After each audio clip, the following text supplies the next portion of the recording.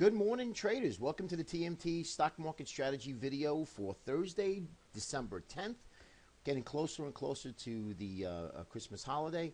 And yesterday we did have a nice reversal in the markets right around 10:30, 11 o'clock. Crude oil came out with their inventories at 10:30. They had a draw. Markets rallied. Actually, I should say the crude oil rallied. And the markets did rally as well. And then we just get that nasty reversal. Crude just literally just sold off and took the markets down with it. So I wanted to show you a couple of things. Since we're talking about commodities, we are into tax selling.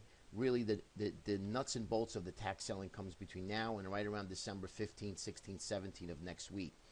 A lot of people are saying, hey, Mark, is the Santa Claus rally still intact? What do you think? Well, obviously, I really don't know that, but that does not mean that that we're not going to get the Santa Claus rally, or at least some sort of a retracement rally, at least going into the end of the year. I do think the markets are in trouble as of right now. Obviously, things do change, but I do think the markets are in trouble based on a lot of factors that I've pointed out for the last several months. We do have major market divergence. I mentioned that to you as well, between the transports and of course the IWM. Excuse me, guys. So that's something that you need to really consider and be careful if you're a longer-term investor or swing trader. Markets can fall out of bed at any given moment. Remember, guys, risk off is very, very fast, meaning that market participants and traders want to take their positions off and be done with it. You could really see how fast the market sells off, and then jump the algos in there and the high-frequency traders, and next thing you know, you have a full-fledged sell-off. So have to be really careful. Okay, onward. CRB index, which is based on a bunch of commodities, a basket of commodities, and I showed this to you a couple of weeks ago. I said, look, I'm really liking this gold trade, and even some of the beaten down commodities. Now, they're getting sold into because of the fact we are in a tax selling period. So stocks that haven't worked all year are getting sold even more. Commodities, materials, stocks, material sector, and of course energy are really the culprits here, taking a good hit lower. And now CRB, in the stockcharts.com, you can see we have a doji here and a black candle. So this marks a possible reversal. Now, it's still early. You can see we still have our MACD crossing to the downside, and we are right on that 30 line on the RSI. So let's see if we can get that hook back up and we get a crossover. Maybe another couple of days of base building here going into the end of the week, and maybe we could see some sort of a relief rally in oil. I do suspect, and speaking of oil, I like oil down at the $32, $33, maybe even $34, right around $3, $4 below here.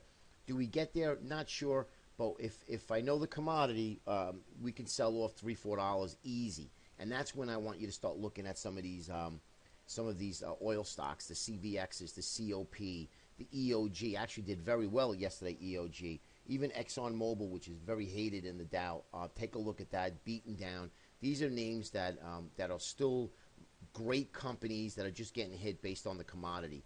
Those are the stocks you want to take a look at. I'd rather you buy the stock than the commodity itself. USO at $11, unless they do a reverse split, really, you're not going to get your bang for your buck on that. So that's something that I'd rather you stick with the oil stocks instead. Back to the markets itself and the indexes. McClellan Oscillator, as you know, I'm one of my favorites of reading an overbought, oversold state. Right now, we're getting into an oversold state, and the McClellan's still 57. Love to see a flush down into the 80. And I'm looking for an interim low. Remember, guys, monthly expiration is next week, so I'm looking for a Thursday, Friday low that's going into next week where we could possibly buy that market and look for a bounce going into the end of next week, okay? Usually that's what generally happens. Doesn't have to happen, but usually history repeats itself. We look for a Thursday, Friday low going into monthly options expiration. Okay, so I'd like to see this down here a little bit lower, 70, 80, negative 70, 80, and that's going to be my cue to start looking to get long the market. Remember, I'm not looking to get long the market because I like the market. If that to be said, I would like to get long the market because we're looking for a retracement rally. And then we get high enough and fail, I'm going to look to short the market, okay? But I wouldn't want to be short down here. Risk reward, not worth it as far as the indexes are concerned. Let's wait for a bounce into some resistance, okay? Take a look at the SPX. I overlaid this with crude oil versus the SPX, and you can see here following it to its science right now. This is literally to a T. You could see this crude oil, USO in black, and S&P in red, and look what's happening. Right now, they're correlated, okay? Obviously, the relationship does break eventually at one point, but you could see crude oil stocks affect the S&P because they're heavily weighted in the S&P. All right, so let's go right into the index. I want to just show you that 5-minute spider chart. Clean, no line, no indicators, no moving averages. Just want to show you we opened down. We had the first 15-minute opening range. We did break out. We rallied, and this was the crude oil inventory numbers at 10:30. We popped up higher, and then look what happened. We started to slow down, caught the top, then we caught the bottom of the ranges. Notice how that pause was, and then we just sold off pretty hard. Right around 1 o'clock, that was it pretty much for the day. And if you looked at it, this was the same thing like happened here.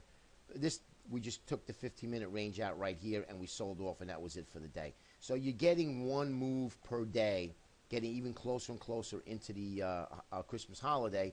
It's going to be less and less. So you got to capitalize on this now. We got about a week and a half of really good trading, and then we're going to have some really just kind of dead trading. But let's see what happens here, because we might be surprised going into the end of the year. I do think, and I've been saying, we're going to have a pickup in volatility, and sure enough, we had. So let's see what happens in the next couple of weeks. All right, IWM. This is one of the market divergences where the Russell 2000 has not participated all year. Now, the Russell comes into some seasonal strength right now, so we want to pay attention to the Russell. We're into support here. If we break support, maybe we flush down maybe 1 or 2 days and then revert back up. That is very possible. Russell is pretty big on rallying by the end of the year. It has nothing to do with anything other than there's a year-end rally, and Russell usually takes precedent. Now, if we don't get this rally, we can actually sell off, and we can actually target the lower end of this range. And if that happens and we take out this range on a closing basis, then I think the markets are really in trouble, and they will be due for some sort of a correction going to 2016. Okay, spiders you can see here at support, and this is that 204 level, 2040 in the S&P cash. If you break this and we tag this 202 and we lose that 2020, that's going to be the next, and then after that would be round lot 2000 in the cash or 200 in the S&P. Got to be careful. These are going to be some primo targets we need to pay attention to if we do get the sell-off, okay? Right now we're clinging by a thread on the 200-day moving average, okay? Transports, terrible, terrible looking chart. As you can see, broke the symmetrical triangle that we went in since August, and now we're moving lower, much lower. We did put in a long-legged doji, so we could move higher. So the range is going to be the high and the low of this doji. If we take out the low, look out, guys, then we're going to be tagging this lower trend line back in August. If we can sustain or try to get any kind of momentum to the upside, look for at least a gap fill and then fail again, okay? But I do think the markets are in big trouble here going to 2016.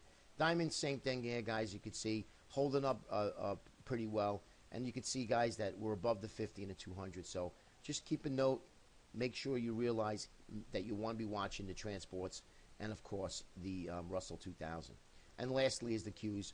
Now, what I wanted to say in the Qs is that you have to watch the leaders. Remember, I showed you the top 10 of the Qs. Watch them closely. They led this market higher. And when they start to falter, the Google L, the Amazon, Facebook, Netflix, Priceline, Apple, those are the guys that are going to be leading this market higher if we're going to get some sort of participation from them. Big cap tech, and we need big cap tech to move. Remember, I also showed you, and this is the XLF. XLF, which is the banks and financial ETF, should have at least start to rally in an interest rate rising environment, and it has not. Very, very saddened by it if you are a bull. You want to see banks and financials, you want to see technology participate in a rally, and of course you want to see the two leaders, transports and the Russell. They all have not done so. So this is important. You need to watch this. And the breadth of the market, internal breadth of the market is horrible. Okay, so pay attention. Don't get taken in by these pundits. You got to buy, you got to buy. Yeah, we're going to buy, and if the Santa Claus rally is for real, we will buy. But right now is not the time to buy. We need the market to prove itself. Hope it helps, guys. We'll speak to you tomorrow. Take care. Have a great day.